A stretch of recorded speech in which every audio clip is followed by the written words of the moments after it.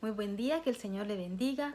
Vamos a continuar con la lectura de la Biblia y el día de hoy en este video vamos a ver los capítulos 6, 7 y 8 del libro de Jueces que nos hablan acerca de Gedeón, uno de los jueces de Israel. Voy a leer los primeros versículos ya que creo que es importante para sentar la base sobre el tema que vamos a hablar hoy, que es sobre este juez llamado Gedeón. Dice el versículo 1 del capítulo 6. Los hijos de Israel hicieron lo malo ante los ojos de Jehová, y Jehová los entregó en mano de Madián por 7 años. Y la mano de Madián prevaleció contra Israel. Y los hijos de Israel, por causa de los madianitas, se hicieron cuevas en los montes y cavernas y lugares fortificados. Pues sucedía que cuando Israel había sembrado, subían los madianitas y amalecitas, y los hijos del oriente contra ellos, subían y los atacaban, y acampando contra ellos destruían los frutos de la tierra hasta llegar a Gaza, y no dejaban qué comer en Israel, ni ovejas, ni bueyes, ni asnos, porque subían ellos y sus ganados y venían con sus tiendas en grande multitud como langostas. Ellos y sus camellos eran innumerables, así venían a la tierra para devastarla. De este modo empobrecía a Israel en gran manera por causa de Madián. Y los hijos de Israel clamaron a Jehová.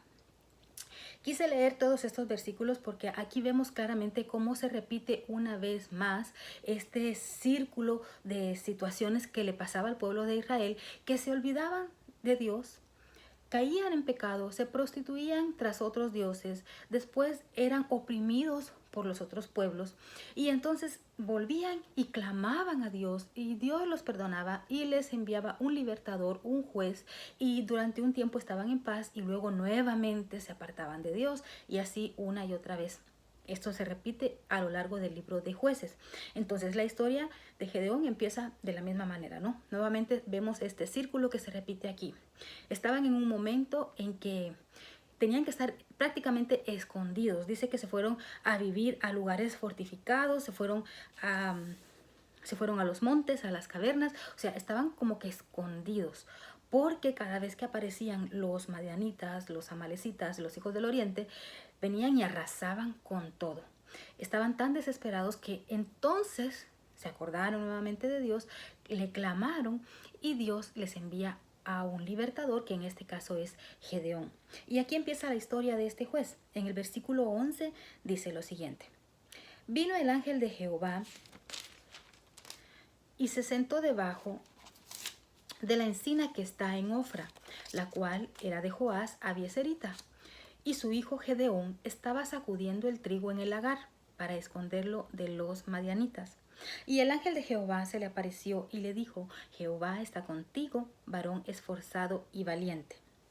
Voy a ir leyendo los versículos y voy a ir explicando porque aquí hay mucha información que vale la pena que la analicemos, que nos detengamos a escudriñar un poco más sobre ella, porque hay mucho. Yo creo que este video va a ser un poco largo y únicamente les voy a hablar sobre Gedeón, pero es que vale la pena. Entonces, aquí empieza la historia diciendo, nos habla sobre el llamamiento de Gedeón, cómo es que sucedió. Entonces, empieza así. Vino el ángel de Jehová, y se sentó debajo de la encina que está en Ofra, la cual era de Joás Abieserita, y su hijo Gedeón estaba sacudiendo el trigo en el lagar para esconderlo de los madianitas. Estaba sacudiendo el trigo en el lagar.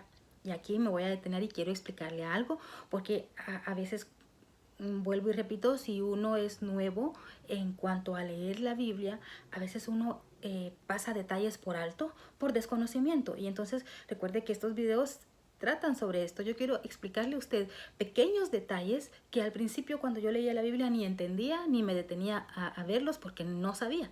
Entonces yo quiero que si es la primera vez que usted está leyendo la Biblia, pueda aprender estos pequeños detalles porque nos dan mucha información. Y toda esta información unida nos da un panorama amplio y nos da sentido acerca de la Biblia.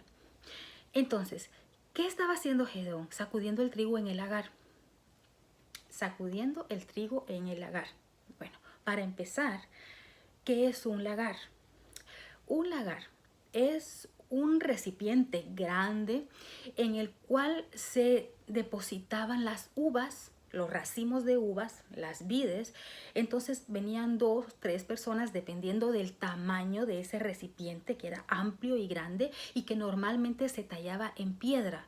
O sea, había una piedra enorme y le empezaban a esculpir para hacerla de manera cilíndrica o cuadrada, y entonces arrojaban allí las uvas. 2 o 3 personas se metían dentro de ese recipiente y empezaban a machacar con los pies las uvas, y de esta manera extraían artesanalmente el vino o el jugo de la uva. Entonces, un lagar era un recipiente enorme dedicado para extraer vino. Pero lo que está haciendo Gedeón aquí no está extrayendo vino, dice que está sacudiendo el trigo. Entonces, ¿por qué está sacudiendo el trigo? Este es otro proceso que no tiene nada que ver con la extracción del vino. Para poder sacar la harina que usted y yo conocemos, la harina blanca con la que se hace el pan, el primer proceso que habría que hacer es, yo espero que usted conozca cómo son las espigas de donde se saca la harina, las espigas del trigo. Son unas semillitas que están en una ramita, tienen un montón de semillitas. Estas semillas o estas ramitas se ponen a secar. Después de que ya están secas, estos racimos se juntan y se sacuden. Y de esta manera se puede desprender la semillita del resto de la ramita seca. Entonces, este procedimiento lo que sirve es para limpiar el trigo y para ir sacando únicamente la semillita, que posteriormente se va a moler y de allí resulta la harina. Entonces, vemos aquí que Gedeón estaba haciendo un proceso que no tenía nada que ver en un lugar que no tenía nada que ver tampoco. ¿Por qué? Porque la forma de limpiar el grano del trigo era en un lugar abierto, en donde hubiera brisa, donde hubiera aire, donde hubiera viento suficiente para que cuando estuvieran sacudiendo esas ramas, ese trigo, pudiera separarse el tamo, la parte seca, y que únicamente quedara la parte blanca, la semillita blanca, la parte de adentro del trigo. Entonces, esto se acostumbraba a hacer en lugares amplios, de manera que cuando ellos estuvieran sacudiendo el trigo, sacudiéndolo de manera de que pudiera separar, el aire pudiera separar, llevarse el tamo, llevarse la basurita, llevarse la parte seca del trigo, y porque no pesa, entonces la parte de la semillita que es más pesada se iba quedando en el recipiente. Entonces, para esto necesitaba un lugar amplio, espacioso, para que el aire circulara y se llevara toda la basurita y fuera limpiando el trigo. Pero vemos que lo está haciendo en un lagar. Entonces, un lagar no es un lugar abierto, es un recipiente. Usted, si no me doy a entender, haga de cuenta que es un baño, pero grande, ¿verdad? Porque caben 2 o 3 personas o incluso más, dependiendo de la cantidad de uva que vaya a procesar. Entonces, o es un barril, como lo quiera ver, pero es grande. El caso es que es cerrado. No es un lugar en donde va a circular el aire. Pero ¿por qué estaba haciendo esto Gedeón allí? Porque recuerde que ellos hacían todo a escondidas, porque tenían miedo que en cualquier momento aparecieran los madianitas o los amalecitas y lo encontraran haciendo esto y le robaran el poco trigo que tenía. Entonces, el versículo 12 dice, bueno, regreso al versículo 11, donde dice, Gedeón estaba sacudiendo el trigo en el lagar para esconderlo de los madianitas. O sea, estaba en ese lugar escondidito, ahí no, ni el aire ventilaba, pero él ahí estaba de manera que nadie lo pudiera ver. El versículo 12. Y el ángel de Jehová se le apareció y le dijo, Jehová está contigo, varón esforzado y valiente. Aquí me voy a detener. ¿Cómo le dice el ángel de Jehová a Gedeón? Le dice varón esforzado y valiente. Pero tome nota que la acción que está haciendo Gedeón no tiene nada de esforzado ni nada de valiente, porque él está escondidito allí con miedo de que los madianitas lo vayan a ver, y allí está ejecutando esa labor, cuidando el poco trigo que tiene. Así que vemos que no es valiente, vemos que es un hombre temeroso, tiene mucho miedo, y esto se comprueba en la respuesta que le da Gedeón. Escuche lo que le dice en el versículo 13. Gedeón le respondió, Señor mío, si Jehová está con nosotros, ¿por qué nos ha sobrevenido todo esto? ¿Y dónde están todas sus maravillas que nuestros padres nos han contado, diciendo, ¿No nos sacó Jehová de Egipto? Y ahora Jehová nos ha desamparado y nos ha entregado en mano de los madianitas. Y mirándole Jehová le dijo, ve con esta tu fuerza y salvarás a Israel de la mano de los madianitas. ¿No te envío yo? Aquí me voy a detener también en el versículo 13. La respuesta que Gedeón le da. Vemos que es una respuesta, es como un lamento, es como una queja. Pero aquí lo que le está es como un reproche porque le dice, ¿por qué nos ha sobrevenido todo esto? ¿Dónde están todas las maravillas que nuestros padres nos han contado? Pero se le está olvidando algo importante, que Dios les dijo que si ellos le obedecían, que si seguían sus mandamientos, Él iba a estar con ellos siempre, pero que si le desobedecían, iban a venir una serie de maldiciones, que eso ya está lo vimos en Deuteronomio 28, lo tengo bien presente y espero que usted también, ahí va a encontrar las bendiciones y las maldiciones, que son consecuencias de las decisiones que tomamos los seres humanos. No es que Dios se haya apartado del pueblo, es que el pueblo se apartó de Dios, fue tras otros dioses, entonces Dios los entrega a esas ciudades, a esos reyes y gobernantes paganos, para que ellos los tengan bajo su autoridad, para que los vuelvan esclavos, para que los castiguen. Entonces, no es culpa de Dios, es culpa del propio pueblo que ahora está sufriendo estas consecuencias. Y por haberse apartado de Dios, entonces los madianitas vienen y hacen con ellos lo que quieran.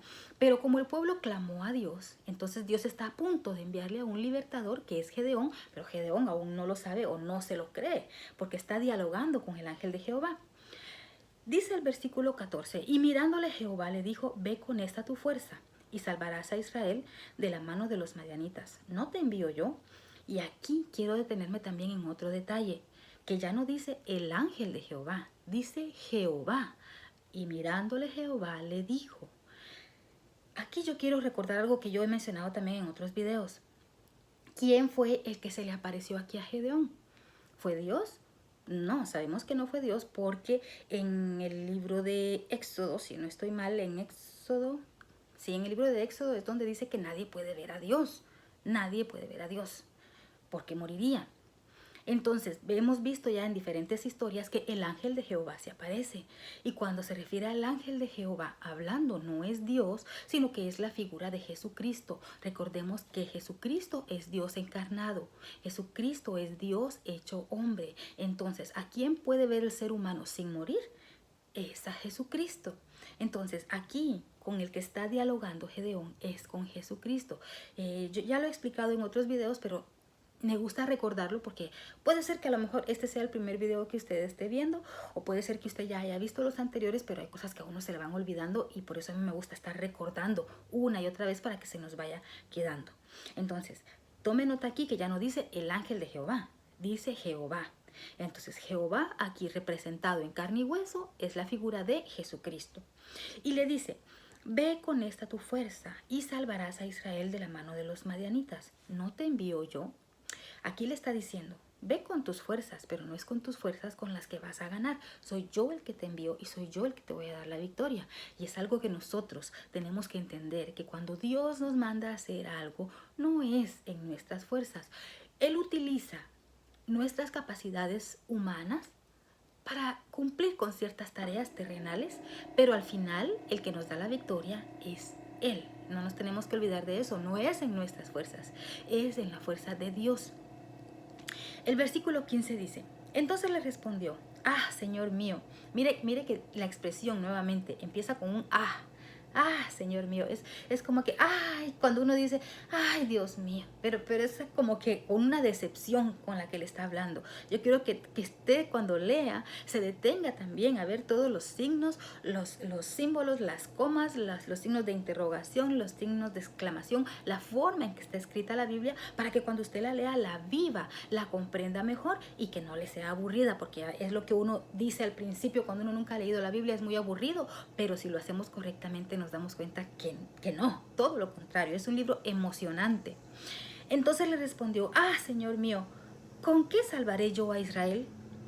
Y luego lo que dice, he aquí que mi familia es pobre en Manasés y yo el menor en la casa de mi padre. Se está prácticamente menospreciando, porque le dice, Señor, he aquí que mi familia es pobre en Manasés y yo el menor en la casa de mi padre. Mire, lo primero es que él está diciendo, he aquí que mi familia es pobre en Manasés. Manasés era una de las tribus más pequeñas de las 12 tribus de Israel. Recordemos que Manasés prácticamente es la tribu de José. José tuvo 2 hijos que fueron Manasés y Efraín. Entonces Manasés es una media tribu. Entonces él está diciendo, mi familia es pobre de la tribu más pequeña de Manasés y yo soy el menor de la casa de mi padre. O sea, para colmo de que mi familia está dentro de la tribu de las más pequeñas de Israel, mi familia es la más pobre de la tribu más pequeña de Israel y yo soy el más pequeño de la casa de mi padre. ¿Qué tiene que ver que él sea el hijo más pequeño? Pues recordemos que en la cultura judía el primogénito tenía más privilegios, tenía doble derecho a herencia, entonces prácticamente los últimos hijos pues ya eran como que ya los más menospreciados. Recuerde el caso del rey David, que era el más pequeño también de su casa, que ni se acordaron de él cuando tenía que presentarse en la mesa a cenar con el profeta. Entonces aquí prácticamente sucede lo mismo con Gedeón. Él se ve a sí mismo como el más pobre de los pobres y lo más bajo de lo más bajo. Y este sentimiento, esta baja autoestima que él tiene es lo que él le presenta, ese sentimiento, él se lo expresa a Jehová. Entonces aquí Jehová le responde en el versículo 16, ciertamente yo estaré contigo y derrotarás a los madianitas como a un solo hombre. Le está diciendo nuevamente, mira, en otras palabras, no te preocupes, es que no eres tú, soy yo el que te va a dar la victoria. Yo voy a hacer que tú derrotes a los madianitas. Entonces en el versículo 17 le respondió Gedeón, yo te ruego que si he hallado gracia delante de ti, me des señal de que tú has hablado conmigo. Te ruego que no te vayas de aquí hasta que vuelva a ti y saque mi ofrenda y la ponga delante de ti. Y él respondió, yo esperaré hasta que vuelvas. Y entrando Gedeón preparó un cabrito y panes sin levadura de un efa de harina y puso la carne en un canastillo y el caldo en una olla y sacándolo, se lo presentó debajo de aquella encina. Entonces, mire, aquí vemos la primera señal, porque vamos a ver que después hay otras señales que Gedeón le pide a Dios. La primera señal que le dice es, Señor, si es verdad que yo he hablado contigo. O sea, él quería estar seguro de que estaba hablando con el ángel de Jehová. Él quería estar seguro de que estaba hablando con el representante de Dios. Él quería estar seguro de que estaba hablando con Jesucristo, que es el que conocemos nosotros ya en el Nuevo Testamento, ¿verdad? Pero en ese entonces, pues, Jesucristo todavía no se había revelado, pero era como que el representante de Dios, la forma física y visible en que Dios se le presentaba a ciertas personas, no a cualquiera. Entonces, para él estar seguro de que no había sido su imaginación, de que no había sido un sueño, de que no estaba él delirando, entonces él le pide una señal y le dice, si en verdad es que tú me has hablado, espérame, no te vayas, yo te voy a ir a traer una ofrenda. Entonces, no significa que solamente fue a su casa y regresó, o fue al supermercado y regresó, no. Estamos hablando de que tardó varias horas, porque dice que fue, buscó un cabrito, lo mató, lo limpió, lo puso a cocinar, amasó harina, recuerde que estaba sacudiendo el trigo para hacer harina, molió las semillitas de la harina, la amasó, coció pan. Esto es un proceso que le llevó varias horas. Entonces la señal era que si después de esas horas que habían transcurrido en que él preparara esta ofrenda, el ángel todavía estaba allí, el ángel de Jehová, es como se presenta en la Biblia, ¿verdad? Pero vuelvo y le repito, era la figura de Jesucristo. Si cuando él regresara después de estas horas todavía estaba allí, es que sí era verdad. Es que no había sido un sueño, no había sido una visión de su imaginación. Entonces él va, regresa y encuentra todavía al ángel de Jehová abajo del mismo árbol donde lo había encontrado la primera vez y le da la ofrenda. Entonces vemos aquí después que la ofrenda es consumida por Dios. Después el ángel de Jehová desaparece de su vista. El versículo 22 dice, viendo entonces Gedeón que era el ángel de Jehová, dijo, ah, Señor Jehová, que he visto al ángel de Jehová cara a cara. Pero Jehová le dijo, paz a ti, no tengas temor, no morirás. Y edificó allí Gedeón altar a Jehová y lo llamó Jehová Shalom, el cual permanece hasta hoy en Ofra de los Abiezeritas. Jehová Shalom está escrito en mi Biblia solo con S, pero comúnmente escuchamos la palabra shalom, Jehová shalom, y lo que significa es Jehová es mi paz. Entonces es lo mismo que le dice aquí Jehová. Paz a ti, no tengas temor, no morirás. ¿Por qué? ¿Por qué tuvo temor Jehová? Porque como buen israelita, que seguramente venía leyendo o venía instruido en el Pentateuco, sabía que en el libro de Éxodo dice que nadie puede ver a Dios cara a cara porque morirá. Entonces, obviamente él tuvo temor porque él dijo, he visto al ángel de Jehová, o sea, he visto a Dios. Pero aquí le dice, ten paz, no morirás. ¿Por qué? Porque al que se puede ver cara a cara sin morir es a su representante, a Dios encarnado, que se trata de Jesucristo. Bien lo dijo Jesucristo ya en el Nuevo Testamento, en los Evangelios, que el que me ha visto a mí ha visto al Padre. Entonces, la primera señal que le pidió era que no se moviera de ahí, que lo esperara. Se cumple. Entonces, la primera batalla que tiene aquí que realizar, que tiene que enfrentar Gedeón, es contra su propio padre. ¿Por qué? No me voy a detener a leer para ir avanzando porque ya el video se está alargando y la historia es larga. Pero ¿qué es lo que sucede aquí? Que le toca que ir a enfrentar a su propio padre. Dice aquí que la misma noche Jehová le dijo, toma unos toros y ve y derriba la imagen de Baal y de Acera. Esos eran dioses paganos que estaban, dice, derriba el altar de Baal que tu padre tiene y corta también la imagen de Acera que está junto a él. Esto me dice a mí que el papá de Gedeón, aunque era israelita, era uno de los que estaba apartado de Dios.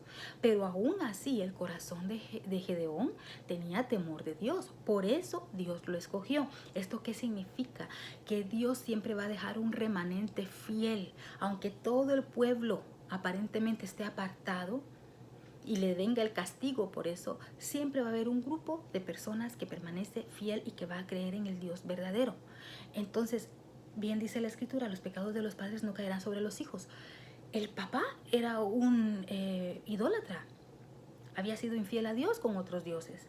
Entonces la primera batalla o la primera prueba que tiene Gedeón es ir y derribar este altar. Entonces viene y lo hace de noche porque tiene miedo, y la historia continúa diciendo que después alguien lo vio y van con el papá de Gedeón y le dicen, mira, tu hijo ha derribado a nuestros dioses y hay que matarlo. Y vemos aquí también una obra de arrepentimiento de parte del papá de Gedeón, porque lo defiende y dice algo aquí interesante. Le dice a toda la gente, a los hombres del pueblo que llegaron a reclamarle porque su hijo había derribado a los dioses, les dice, bueno, si ellos son dioses, que se defiendan ellos solos. ¿Acaso no son dioses? ¿Ustedes por qué vienen a pelear por ellos? Si se supone que son dioses, ¿por qué no se defienden ellos? Y es algo interesante porque aquí también me da a entender que entonces el papá de Gedeón se arrepiente y le da la razón a su hijo y entiende que lo que él estaba haciendo estaba mal y que si esos dioses fueran en verdad dioses, se hubieran defendido solos. Pero en realidad solo eran estatuas en este caso, eran de madera, porque después esa misma madera o esa estatua de la diosa Acera sirvió como leña. Bueno, entonces esta fue una de las primeras batallas. Algo también que quiero aquí es que, mira, hay tanta información. Dice el versículo 27, entonces Gedeón, siempre estoy en el capítulo 6 del libro de Jueces, entonces Gedeón tomó 10 hombres de sus siervos e hizo como Jehová le dijo, mas temiendo hacerlo de día por la familia de su padre y por los hombres de la ciudad, lo hizo de noche. Pero ¿qué es lo que quiero decirle aquí? Que dice que Gedeón tomó 10 hombres de sus siervos. Y si unos versículos antes, cuando él está hablando con el ángel de Jehová, en el versículo 15 le dice, he aquí que mi familia es pobre en Manasés y yo el menor en la casa de mi padre. Y unos versículos después dice que tomó a 10 de sus siervos, o sea, 10 de sus esclavos. Entonces no era tan pobre, ¿verdad? Si tenía esclavos a su cargo, dice que tomó a 10 de los siervos de su padre. O sea que este señor tenía muchos más sirvientes, así que no era tan pobre. Sin embargo, él se veía como un pobre menospreciado. Esto también me da a entender a mí cómo eran de fructíferas las familias del pueblo de Israel. Y esto es algo que al día de hoy se puede ver. El pueblo judío es uno de los pueblos más ricos del mundo. En donde quiera que ellos van, en cualquier comunidad que ellos se encuentren, son personas adineradas. Le estoy hablando económicamente, le estoy hablando materialmente. El pueblo de Israel siempre ha sido un pueblo muy bendecido, pero no porque Dios les manda el dinero del cielo, como hacía en el desierto que les mandaba el maná. No, son personas muy sabias en cuanto al manejo del dinero, y eso va a llegar un momento en que vamos a hablar un poco de finanzas y economía desde el punto de vista bíblico. Pero vemos que aquí Gedeón era de los más pobrecitos. Imagínense cómo serían los otros que eran ricos, ¿verdad? Solo quería darle como que ese detalle importante para mí, ¿verdad? Aquí vamos ahora a ir avanzando ya a la batalla. Antes de ir a la batalla, mire que Gedeón de verdad que era miedoso, de verdad, era temeroso y tenía razón. Pues no es que yo esté señalando lo que ay, qué hombre tan miedoso, no. Es que tenía razones para ser miedoso, porque vemos que dice que los madianitas y los amalecitas aparecían como langostas y arrasaban con todo lo que podían. Así que por eso él tenía razón de tener miedo. Entonces, ¿qué hace? Le pide otra vez señales a Dios. Vemos que ya le había pedido una señal, le pide una segunda señal y una tercera señal. ¿Cuál es la segunda señal y la tercera señal? Primero le dice, Señor, si es que en verdad tú me has mandado, si vas a estar conmigo, si vas a estar a mi lado, yo necesito una señal. Voy a poner un vellón de lana, eso está en el versículo 37. Pondré un vellón de lana en la era, y si el rocío estuviere en el vellón solamente, quedando seca toda la tierra, entonces entenderé que salvarás a Israel por mi mano. ¿Qué es lo que le está diciendo? Que va a poner un trapito y que lo va a dejar en la noche afuera. Voy a explicar esto porque ahora que yo vivo en otro lugar que es bien diferente, yo no sé en qué parte donde usted viva, en su país, cómo será, pero hay partes o hay climas en donde en las mañanas amanece mojado, pero no porque llueva, sino que es el rocío. Y me detengo a explicar esto porque, por ejemplo, aquí cuando es verano, aquí es verano, es seco, amanece seco y ya. Pero, por ejemplo, yo me acuerdo en Guatemala, cuando amanecía en las mañanas, yo soy de un lugar, es tropical, es un puerto, pero a pesar de que es muy caliente, es muy húmedo. Entonces, en las mañanas, cuando uno se levantaba, uno podía caminar sobre la grama, sobre el zacate, y estaba mojado. Entonces no había que dejar incluso ropa afuera, porque la ropa, si se dejaba colgada afuera, amanecía húmeda. ¿Por qué? No porque hubiera llovido, sino por el rocío. El rocío son como gotitas de agua que durante la noche riegan, qué sé yo, la naturaleza, ¿verdad? Eso es un proceso hermoso que Dios dejó. Entonces aquí la señal era que él iba a dejar un trapito, entonces que que solo el trapito amaneciera mojado, pero toda la tierra alrededor estuviera seca. Mira, qué interesante la señal que le pide. ¿Y sabe qué? Que Dios le cumple la señal. ¿Está bien? Amanece al día siguiente, solo amanece mojado el trapito que le había dejado, y alrededor la tierra estaba seca. Pero no conforme con eso, le pide otra señal. Y la siguiente señal es al contrario. Le dice que toda la tierra alrededor esté húmeda, esté mojada, pero que el trapito que él deja, ese pañito de lana, que amanezca seco. Y así sucede. Toda la tierra alrededor está húmeda y el trapito amanece seco. Entonces ya con esto pues él dice, ok, está bien. Entonces ya, ¿qué más señal quería? Ya Dios le estaba confirmando que sí iba a estar con él, que no tuviera miedo. Y aún todavía le da otra señal más para que esté seguro. Entonces prepara un ejército son aproximadamente 30,000 personas. Sí, son 32,000 personas. Le estoy aquí haciendo el resumen. De estas 32,000 personas, Dios le dice, tienes que devolver a algunos hombres, porque si van tantos miles van a pensar que en sus manos yo les entregué la victoria, y no fue que yo te haya dado la victoria, sino que vas a pensar que porque eran un montón y entonces los derrotaron, y no es así. Entonces le dice a todo el pueblo, si alguien tiene miedo, que se regrese. Imagínense lo que sucede, que 22,000 se regresaron. ¿Tuvieron miedo? Bueno, está bien, quedaron 10,000, pero esos 10,000 todavía eran muchos. El pueblo podía pensar, es que éramos 10,000 hombres, por eso los derrotamos, pero no. Entonces les pone una prueba. ¿Y cuál era la prueba? Que fueran a tomar agua al río, y que separara a los hombres, que doblaran sus rodillas y tomaran agua del río directamente, que se agacharan completamente y metieran su boca en el agua del río, esos que los apartara.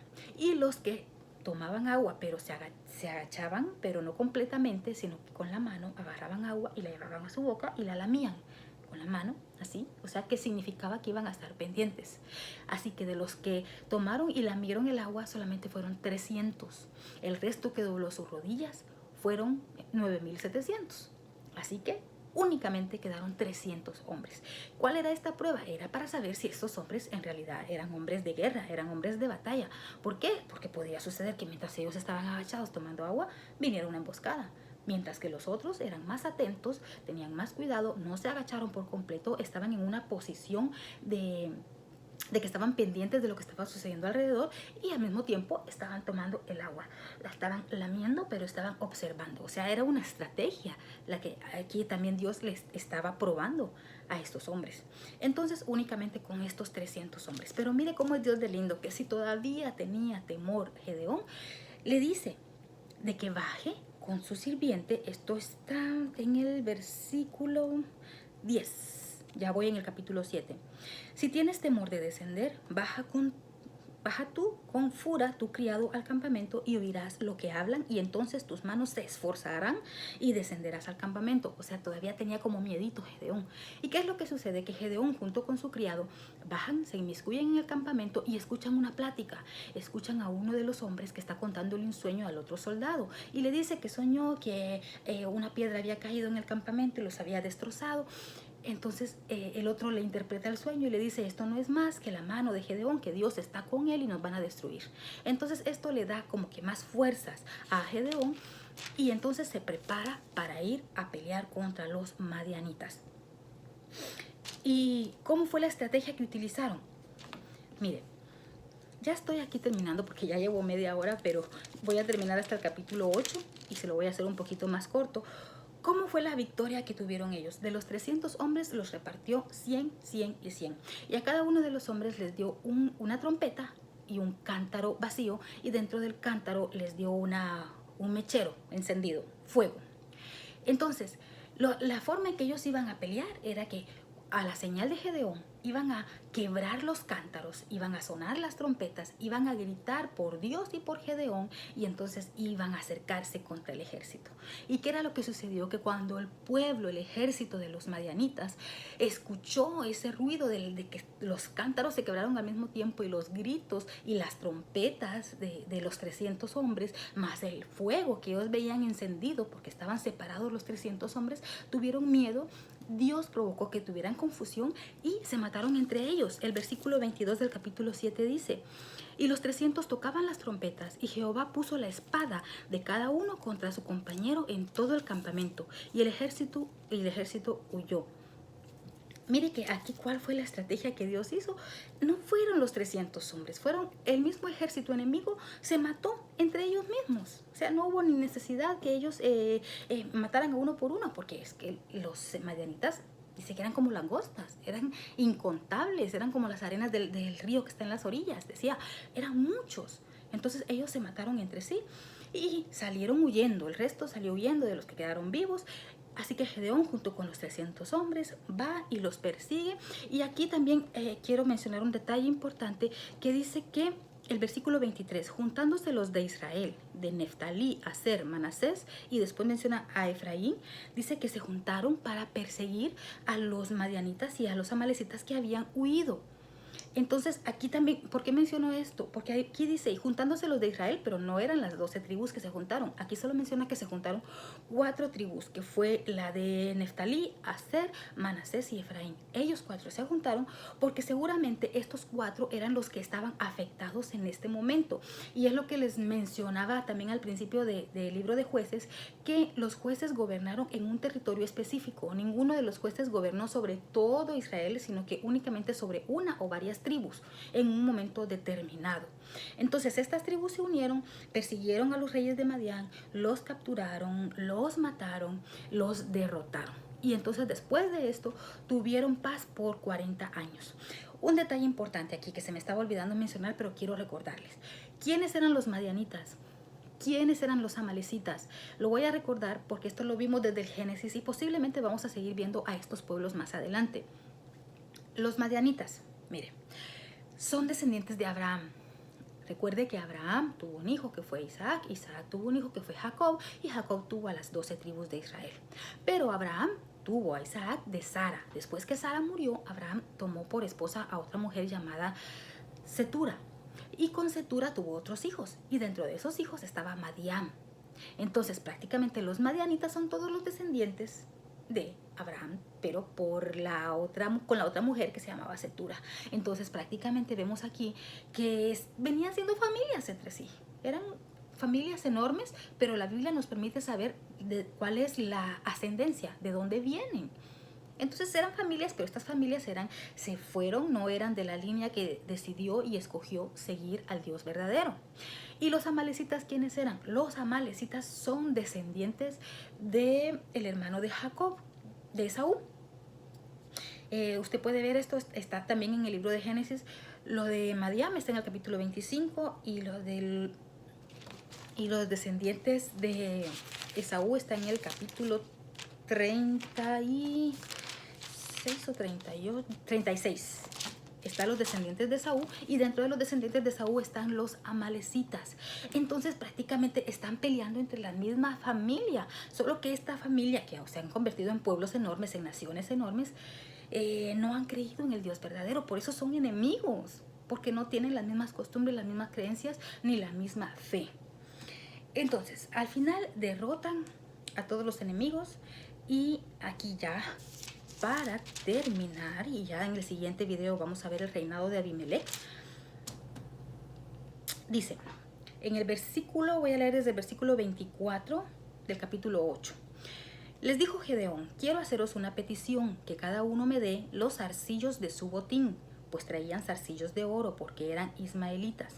Ellos respondieron, de buena gana te los daremos, y teniendo un manto echó allí cada uno de los zarcillos de su botín.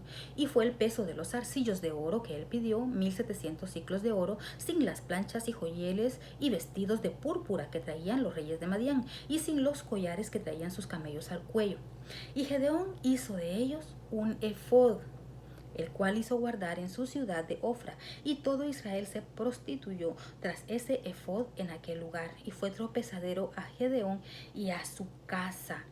Pero esto sucedió después de que fallece Gedeón, porque dice más adelante que hubo paz en la tierra por 40 años.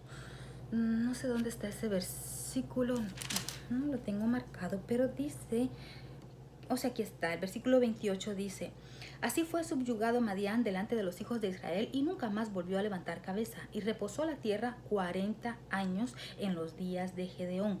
Pero vemos que en un versículo anterior dice, el pueblo se prostituyó tras ese efod. Esto va a suceder después de la muerte de Gedeón. ¿Qué es un efod? Un efod era un manto, una vestidura especial que utilizaban los sacerdotes. Esto está explicado en el libro de Éxodo. Es un manto que estaba tejido con lino y que también tenía hilos de oro hilos de oro y de color púrpura que simbolizaba la realeza. Era algo especial, algo sagrado que utilizaban únicamente los sacerdotes. Entonces, de todo el botín que Gedeón y su ejército y las demás tribus que le ayudaron, de todo el botín que ellos lograron sacar de la derrota de los madianitas, les pide que le den los aretes, los zarcillos y algunas túnicas de púrpura, menciona aquí. Y con ese botín que él había sacado, manda a hacer un manto, un efod, una vestidura especial para un sacerdote, y la aguarda en un lugar especial en su ciudad natal. Y después de que Gedeón fallece, el pueblo se prostituye por el efod, empieza como que a adorar al efod. Esto lo vamos a ver en el siguiente video, cuando nuevamente el pueblo se aparta de Dios, después de que habían reposado 40 años bajo la mano de Gedeón. Y por último, dice que Jerobaal, hijo de Joás, Jerobaal es el mismo Gedeón, solamente que su nombre le fue cambiado, o le fue puesto ese nombre por el padre. Recuerda el incidente que mencioné al principio, cuando él derrotó a Baal, y los hombres del pueblo van a pelear con el papá y le dicen, mira, tu hijo derrotó a nuestro Dios. Entonces el papá les dice, pero si ellos son dioses, que contiendan ellos con Baal. Y aquel día le pusieron el nombre o el sobrenombre, como le quiera usted decir, de Jerobaal, que significa contienda con Baal. Jerobaal significa esto, contienda con Baal, o que él pelee, que Baal pelee. Vamos a ver, sí, esto está más atrás, pero está en el versículo 32 del capítulo 6. Aquel día Gedeón fue llamado Jerobaal. Esto es, contienda Baal contra él por cuanto derribó su altar. Entonces aquí ya terminando, en el versículo 29 del capítulo 8 dice, luego Jerobaal, hijo de Joás, fue y habitó en su casa, y tuvo Gedeón 70 hijos. Pero además de estos 70 hijos, tuvo otro hijo con su concubina que se llamó Abimelech. Y vamos a ver después la historia de Abimelech, que a pesar de que es una historia bastante cruel, sangrienta, también está considerado como dentro de los jueces de Israel porque gobernó una parte de las tribus en un tiempo determinado. Así que con esto termino Gedeón y solamente quiero decirles algo importante. La historia de Gedeón nos da un mensaje especial. Esto ya no es como un estudio, sino que ya es como un mensaje aparte, como una reflexión. ¿Qué significa la historia de Gedeón? ¿Qué nos revela la historia de Gedeón? Que no importa cómo nosotros nos veamos, no importa cómo veamos la situación alrededor, lo que nos debe importar es cómo Dios nos ve. Puede ser que Gedeón se considerara un hombre miedoso, temeroso, el más pobre de la tribu más pequeña, el más pequeño, el más despreciado, con la autoestima más baja, pero Dios lo veía como un hombre esforzado y valiente. Y así es como Dios nos ve. Dios me ve a mí como una mujer esforzada y valiente, aunque yo a lo mejor no creo que lo sea, pero Dios me ve a mí así y yo tengo que trabajar y esforzarme por alcanzar ese nivel en el cual Dios me tiene. Lo mismo usted, Dios lo ve a usted como un hombre o como una mujer esforzada y valiente, y no tenga miedo, no importa lo que usted esté viendo alrededor, no vea las circunstancias, tiene que ver más allá, tiene que ver al cielo, porque ¿de dónde viene nuestro socorro? Nuestro socorro viene de Jehová, que hizo los cielos y la tierra, como decía el rey David. ¿A dónde miraba él? Alzaré mis ojos a los montes, veré hacia arriba. Mi socorro no viene de alrededor, no viene de las circunstancias, no viene de otra persona, no viene de un humano, no viene del dinero. Mi socorro viene de Dios, y Dios nos ve a nosotros como hombres y mujeres esforzados y valientes. El Señor le bendiga y nos vemos en el siguiente video. Sigamos leyendo la Biblia.